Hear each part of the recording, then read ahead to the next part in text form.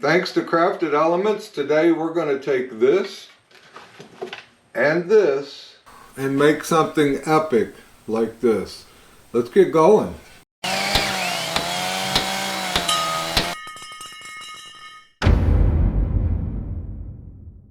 Hi everybody, I'm Jim Dierdorf and this is Detroit DIY. We're going to be making this serving tray out of walnut, cherry, and maple. I have already got them cut to the length that I need.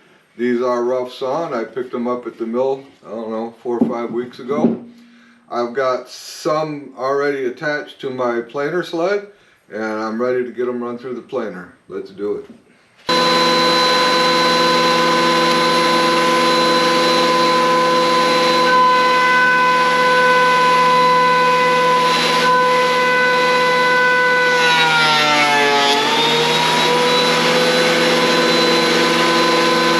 Now that all my material is planed and it's planed to the exact same thickness, I am going to joint the edges off because the edges are still rough sawn, so you can't glue two pieces together. I do not have a jointer, so I will be using this dovetail sled in my table saw. I made this a few years ago. I will put a link at the end of this video to watch the making of this dovetail sled.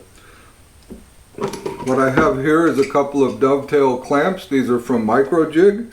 They're very nice and they're excellent for doing stuff like this when you don't have the tools that I can't say that you have to have, because you don't have to have them. So will I ever own a jointer? No. Not when I know I can do it like this and get excellent results.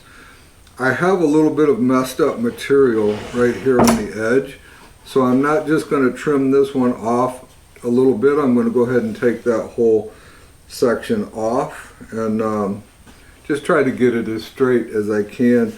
I don't want to get it in here all crooked. Not that it would really matter, because once I do the other side, the board would be square basically. So I just want to go ahead and take that little bit right off, make sure we're there. And then we'll just tighten these down. Go over to the table saw and cut that off. I do have a runner on the bottom of this that goes into the miter slot, so it makes it really nice and easy. Let's joint this one edge of this board.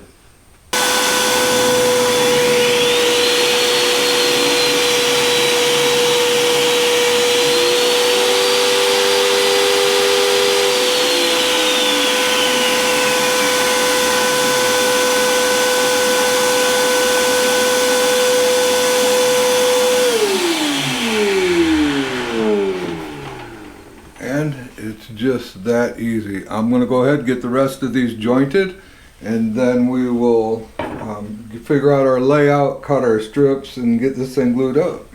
Now that I've got one side of each of these jointed, I'm ready to start cutting my strips. And I want the walnut to be the star of the show for this one, or the majority of it to be the walnut. But we are going to blend in a little bit of maple and a little bit of cherry. So I think what I'm going to do here is I'm going to take a strip of maple at somewhere around 1.5 inches, I believe. We'll get 1.5 inches of maple, and then we will get some thinner cherry strips down each side of it, and then we will complete it with the walnut.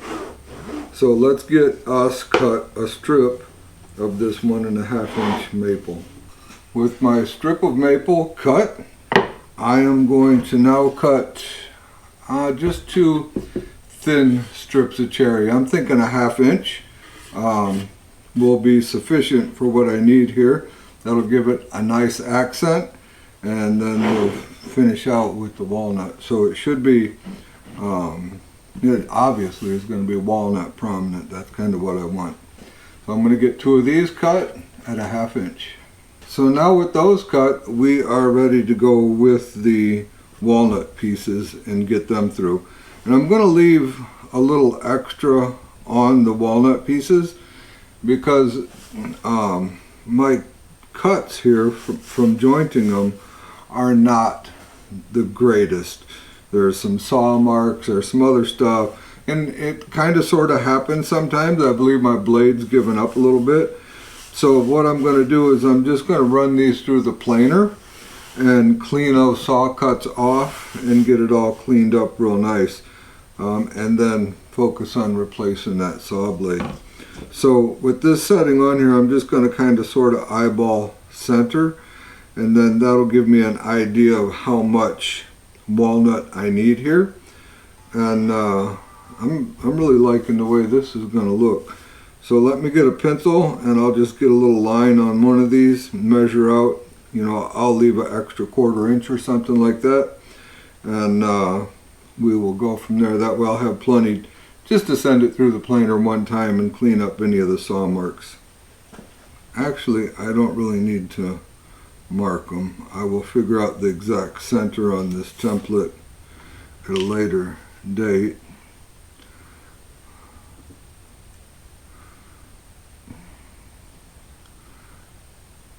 Two 4-inch pieces are going to leave me in looking really good with plenty of extra. So I'm going to cut me 2 4-inch pieces of this walnut, and then we will be ready to go here.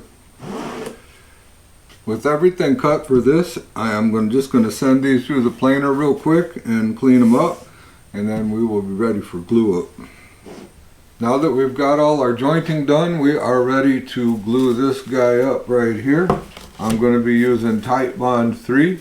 This is waterproof wood glue, and we don't want to get super crazy.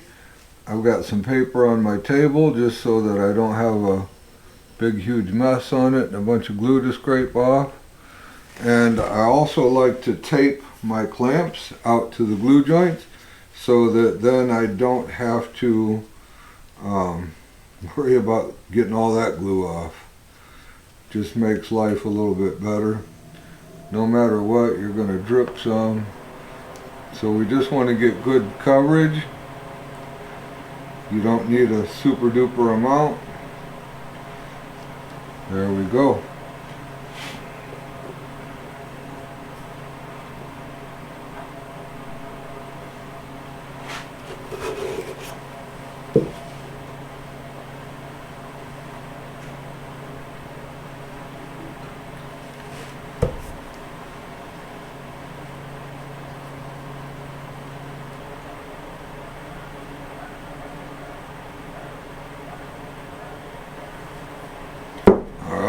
Last piece is going in.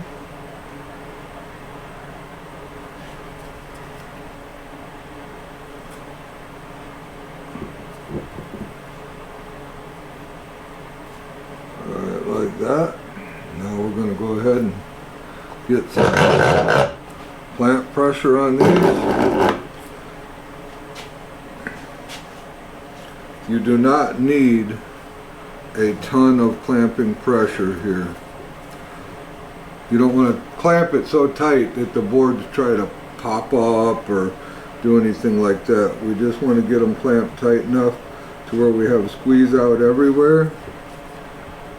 We know we've got good tight joints. And now we're going to clean our glue off. Take a nice damp cloth and just wipe this glue off. Paper towel, however you might want to do it. You really don't want to leave any glue behind because it's a little tough to sand off.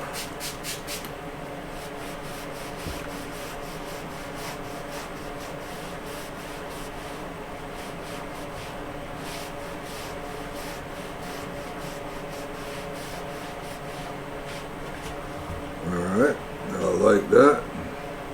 Now we're just going to go ahead, flip it up, and clean up the back side the best we can.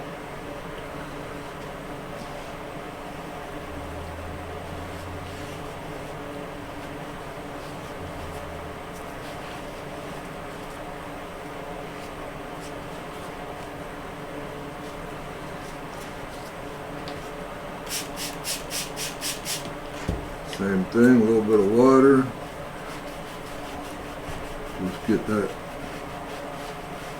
cleaned up.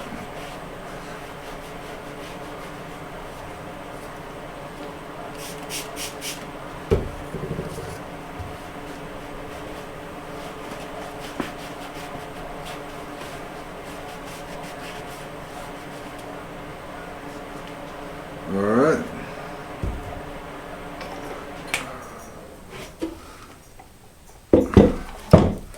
Now I'm just going to take my straight edge, I'm just going to use a level and check to make sure that we don't have it bowing anywhere from clamp pressure. So it does not have to be 100%. This one's looking really good because I can always run it through the planer if it's a little twisted or something has happened during glue up that I'm not happy with. Alright, we're going to let this dry and it'll be ready to go tomorrow.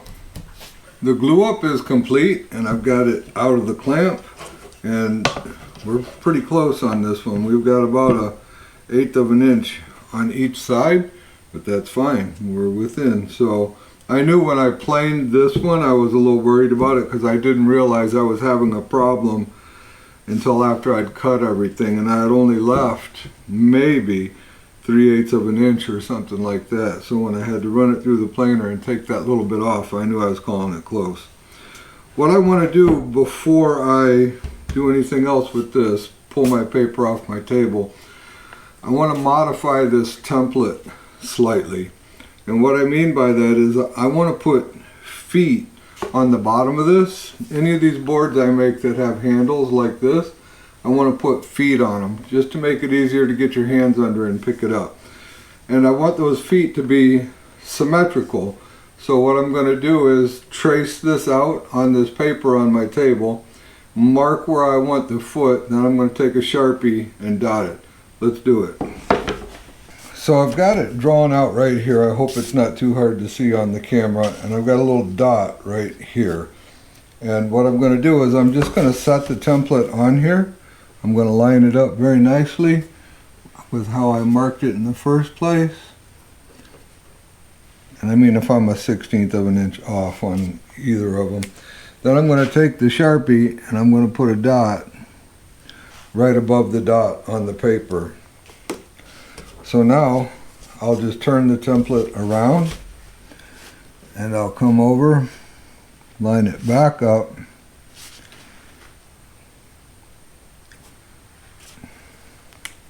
make my dot. Now we'll flip it over, line it back up,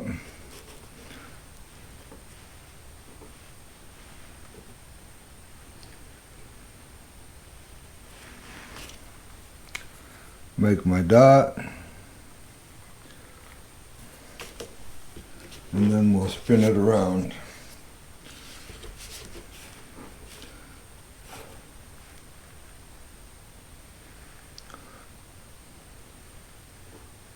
Looks pretty good. And make my dot. Now I'm going to use the same size drill bit that I do for the pilot hole to put the feet on. I'm going to go over to the drill press and drill those 4 holes. Maybe a little hard to see, but here's my holes. And at least by doing it this way, I know that they're symmetrical. There's no corner here, so it's really hard to do a layout on these and keep them symmetrical. So I think this was the best way to do that. So before we mark this and cut it out, I want to check this for straightness, make sure that it doesn't have any twist to it or anything like that. If it does, I'm going to put it back on the planer sled, shim it, and flatten it out. And then if there's any misalignment, and there's just a little bit, and if it's nice and flat but a little misalignment, I'm still going to send it through the planer just to clean it all up and have it flat. Because if you try to sand any variations like that out, typically they just don't, it doesn't work out well. You wind up with low spots and high spots, and so it's best just to run it through the planer And I do have a little bit of that right here. The walnut is slightly higher than the cherry right here, and the same thing over here. So the back feels pretty good, so I'm not sure. Oh, it feels pretty good down here. It's just down here. But anyway, I'm going to do that, and then we'll get back, trace this out, and get it cut out. So we are now ready to get this template laid out on this piece of wood. It's all planed, all ready to go, and get it cut out over on the scroll saw. But first, I need to find the center of this template, because it's very important to me that that be right down the center of this maple strip. And that's pretty easy to do. So we're just going to take our square and we're going to butt it up against two sides, get it nice and right up against them, and then we will make some measurements. Now unfortunately it could be like this, it could be like this, so we're going to work on the center just by measuring the template itself and mark it right in the very center, and then we'll go ahead and get these two figured out here. Now, I haven't peeled the backing off of this yet, and that's okay. This one's going to be easy. It's exactly 10 inches, so we're just going to go 5 inches. So then when we come up in here,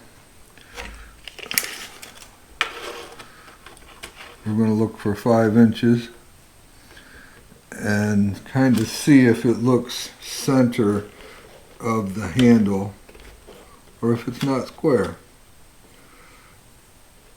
It doesn't look horrible. I'm going to put a little mark there.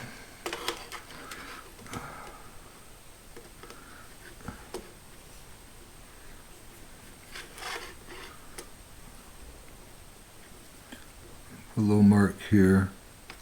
Just kind of eyeball it and see if that looks centered or not. I think another way we can do this is go ahead and draw us a fine line across the whole thing and measure it from handle opening to handle opening and see if it's the same. So right now we roughly look like that.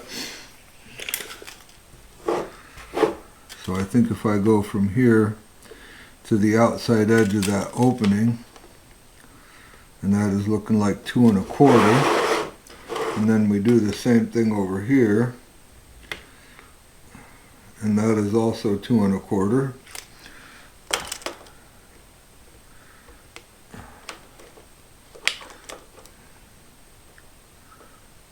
Two 1/4,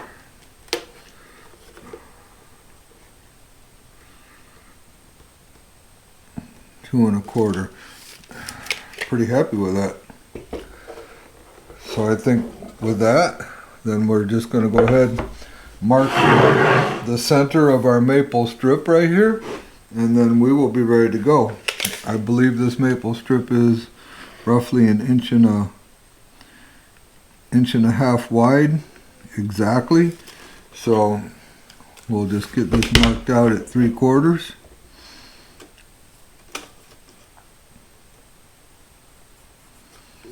Right there. Same thing down here at 3/4. I'm just going to go ahead and complete that line.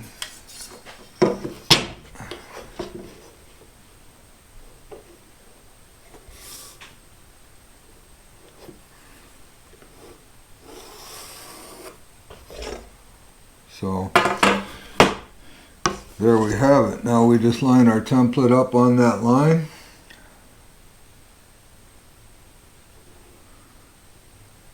Like that, and trace it out.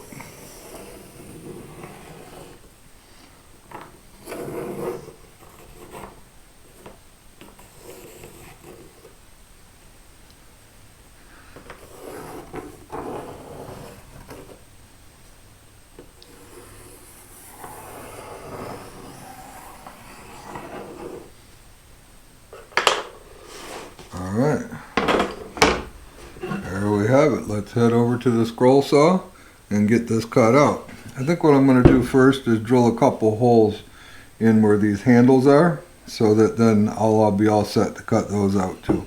I've got my holes drilled in for my handles and we are ready to go. Now I have to confess, this is a new addition to me. I went to Harbor Freight and picked it up, I don't know, a month or so ago, but this is the first time that I'm using it. So let's see how it does.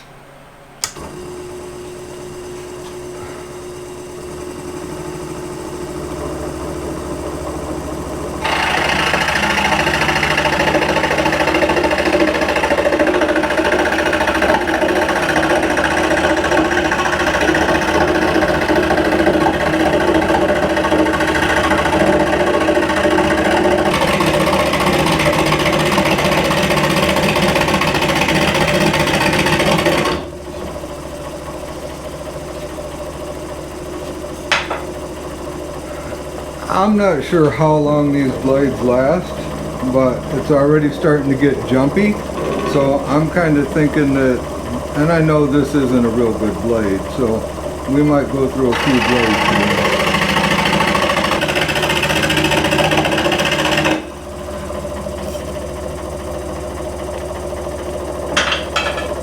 here. Also, I'm not trying to cut it right on the line. I'm leaving some for the router table to take off, and also to help me make sure I get my template aligned properly.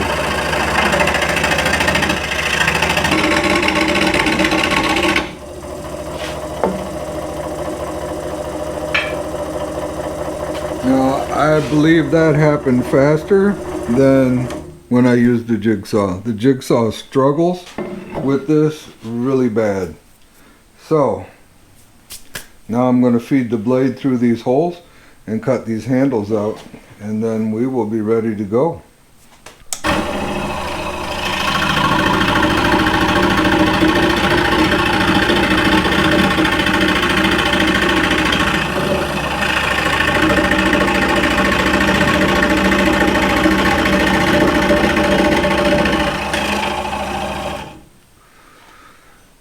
Alright, now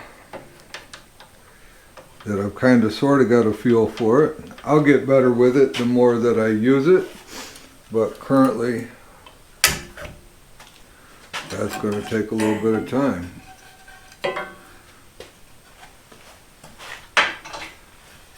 So there we have it. We are now ready to get the template stuck on here and run this thing through the router table.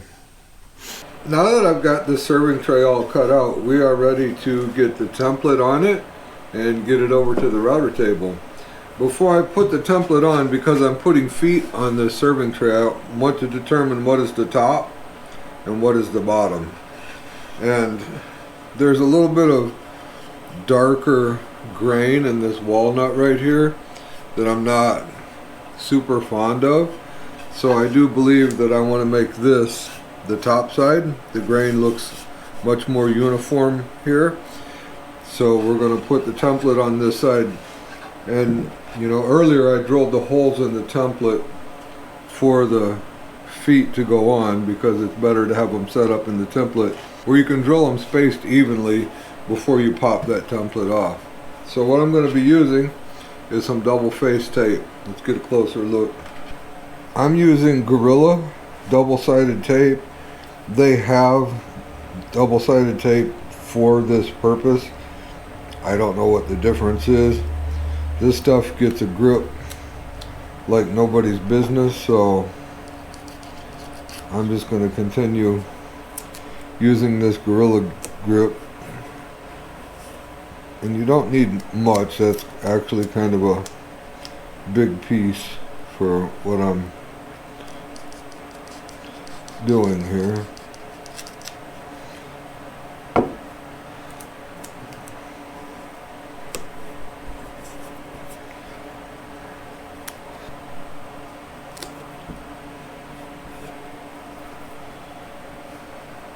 Now we need to pop this backing off of the tape.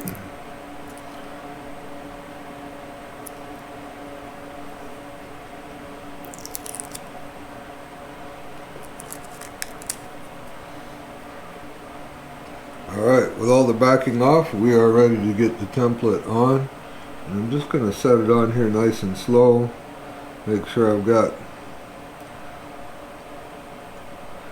the template lined up exactly where I want it. Main thing is I have material to remove everywhere.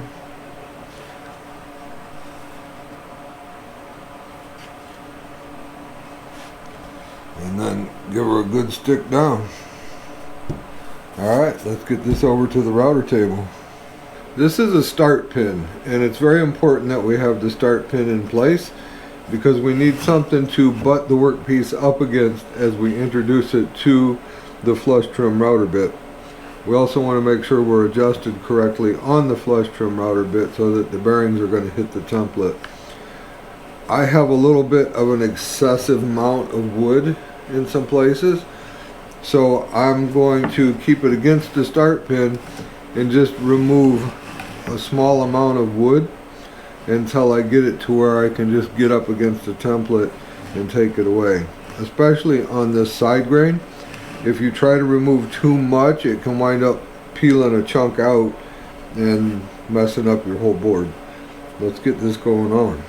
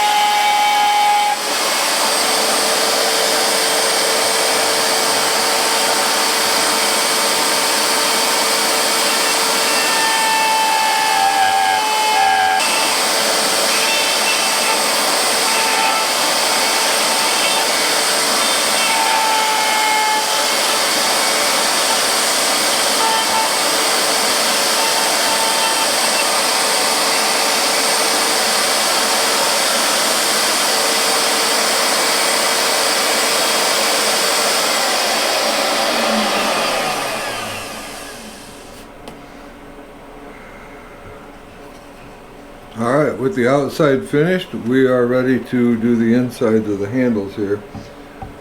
For this, I am going to have to remove the start pin, and if there's a little excess material on the end grain like this, it's not going to try to peel out like it is on the side grain.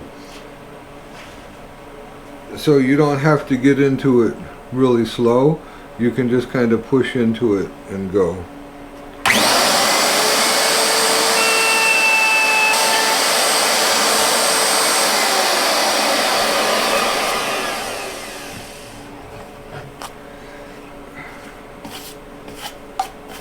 Alright, I'm going to finish this last one.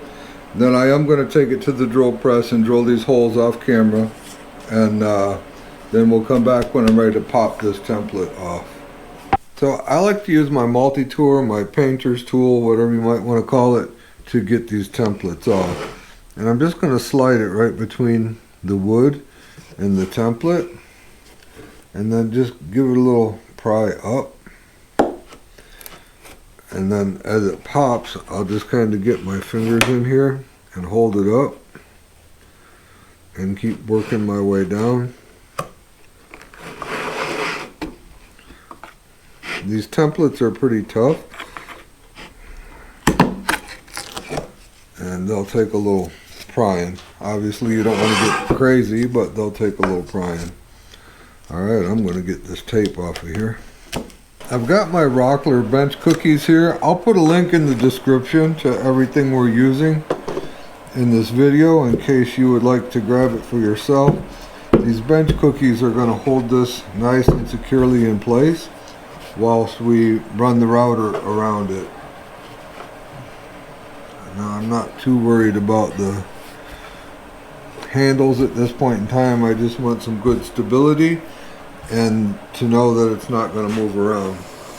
I've got my roundover bit in here and adjusted, and we are ready to go.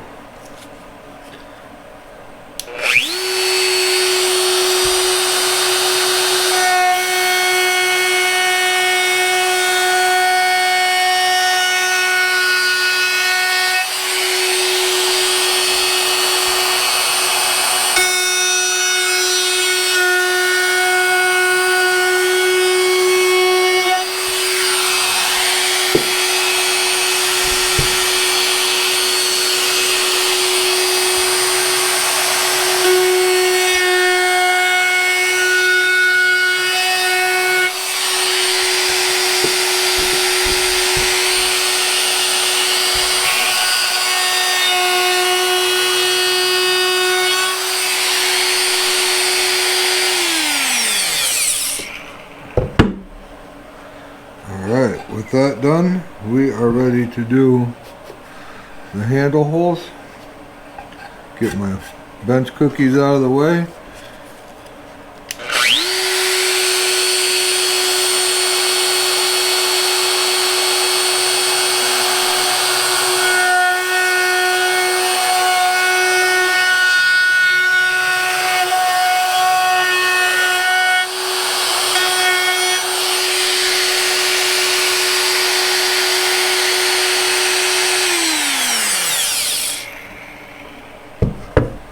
Very nice.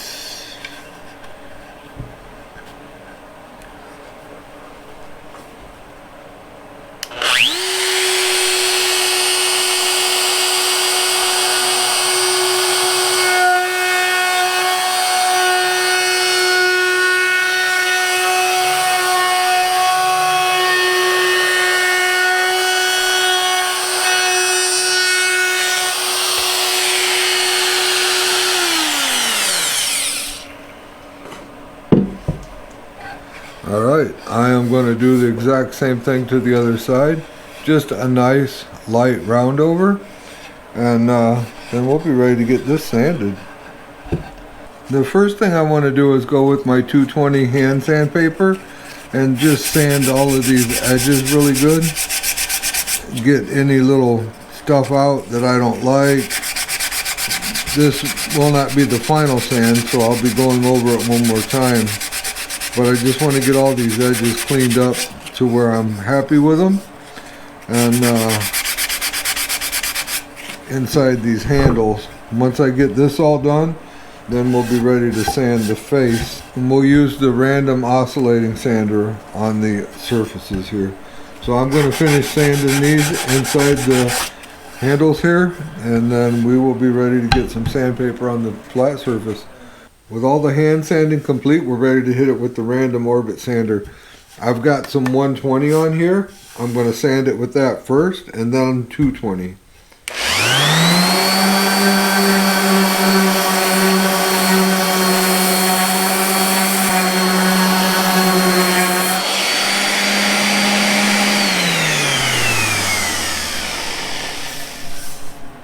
I'm going to finish up this sanding and then we'll come back. Now that the sanding is complete, I've got it dusted off, and what I need to do now is water pop it. And the reason we want to water pop it is so that it raises the grain. Once we raise the grain, we're going to sand it again with 120, smooth it all back out just like it is now. When the end user uses it for the first time, the grain will stay nice and flat. What I like about this process personally is the fact that it brings the board to life, so you can see, you know, really and truly what it's going to look like when it's finished. So even though this is the bottom side and it won't have that sheen to it, it just gives us a really good idea of what this board is going to look like. Alright, I'm going to finish spray this down. You don't need to soak it, just mist it over. Make sure that has water everywhere, so I'll be meticulous in these handle holes and stuff, and then it is good to go. Then we'll let it dry overnight and sand it again. The board has been drying overnight and it's ready for a sanding. You can kind of hear how rough it made it. In fact, it kind of pooched the maple up more than the cherry. More than anything else, I feel the maple's raised up a little more. So again, with my 220 paper here, I want to go through, hand sand everything that I can't get to with the random orbiting sander, get everything smoothed back out, and then we'll be ready for the next step. So I'm just going to go ahead and get the surface sanded, and then I'll finish up my hand sanding after that. And we have our 220 on here.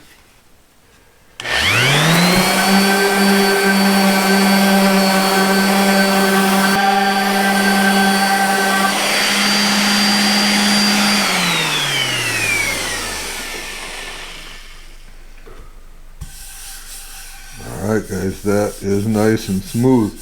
I'm going to finish up this edge sanding and then we'll come back for some of the final steps. With all the sanding complete, we are ready to get some mineral oil on this. I'm using Howard cutting board oil, and this is a food safe mineral oil.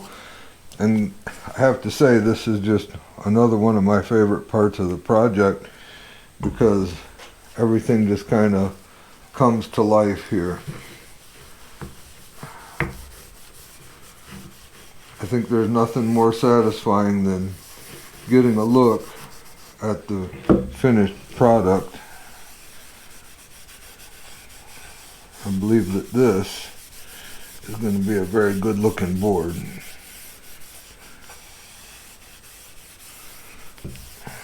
Look at that.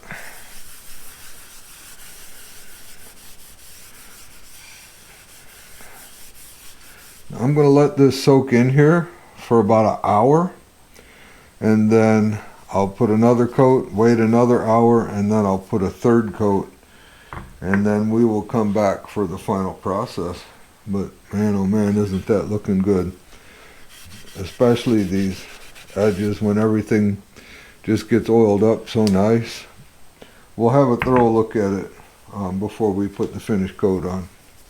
The tray's been sitting now for about, I don't know, 15 hours with the oil on it, and it has soaked up 99% of it anyway. But we are ready to go ahead and get the conditioner on. And the conditioner also has mineral oil in it, but it also has some natural waxes, and it's just going to provide a much longer lasting and durable finish than just using the mineral oil alone. So we're going to apply it in the exact same manner.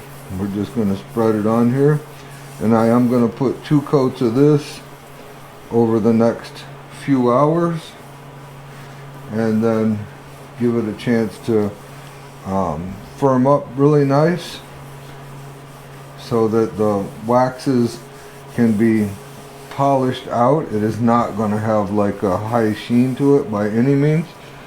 It is going to be a rather low sheen type finish, but a durable one, and one that's ready for water and anything that might get thrown at it. So I'm going to go ahead and get this all coated real nice, and we'll come back when it's time to get the feet on it and call this thing done. Now that the conditioner has pretty much soaked in, we're going to go ahead and get these little feet on. I picked these up on Amazon, a nice little assortment of them. Well, they're all the same, but a nice little package of them, quite a few of them in there. And fairly easy to install. I don't like using my driver for these because I want to just get them tight, not over tighten them.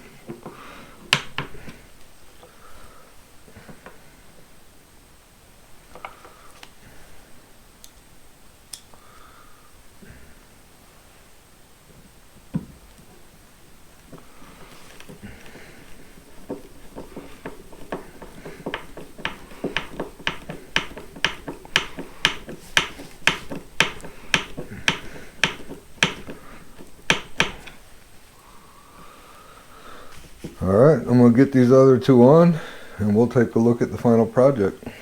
Alright, here is the completed project. I am very happy with this. There's the 4 feet installed. Sits very nice. Took my time, made sure that it was all nice and flat, so that when it sits down there's no weeble wobbles, there's none of that going on. So, very nice. Alright guys, that's all we got for this time. If you haven't subscribed yet, I would greatly appreciate it if you would consider doing so. If you enjoyed yourself, click on one of those 2 videos that are going to pop up below me. And remember to always respect the power of your power tools. We'll see you soon.